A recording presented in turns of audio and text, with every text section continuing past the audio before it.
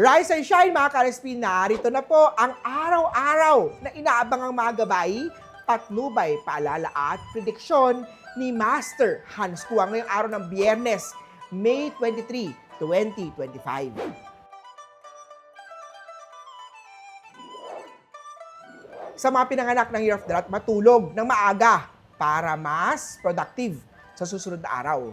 Ang OOTD-ITL, ang lucky number naman ay 2.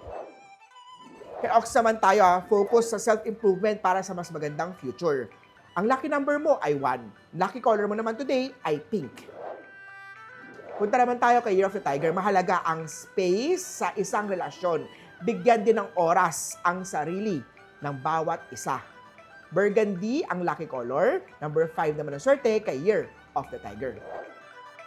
Kay Year of the Rabbit naman tayo, huwag matakot mag-invest sa sarili, lalo na sa edukasyon at paghasa ng skills. Red at 9 ang swerte kay Year of the Rabbit. Use your strength sa mga dragon para mapalakas ang performance sa trabaho.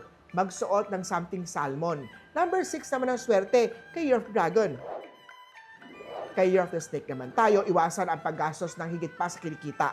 Matutong, mamuhay, ayon sa iyong budget.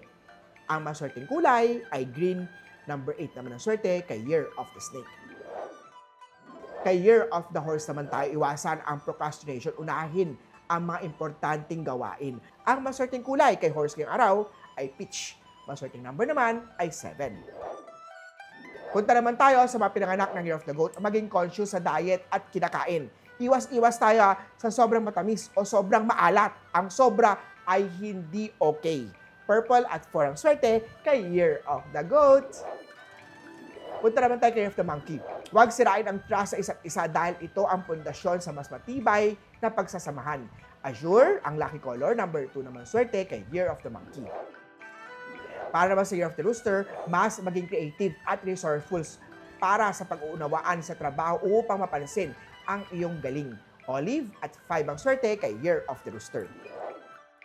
Para naman sa mga Year of the Dog, mag-invest sa quality items. Iwasan bumili ng mga bagay na maganda sa una, ngunit isang gamitan ay sira agad.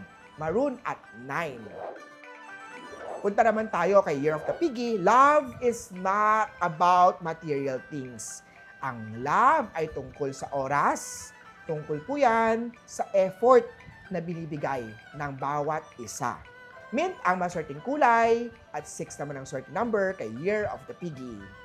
Muli po, ito po'y gabay, patnubay, paalala at prediksyon lamang ni Master Hans Kua. Nasa iyong mga kamay pa rin nakasalalay ang iyong tagumpay. Kaya always be positive at i-claim ang mga swerte, mga ka-RSP.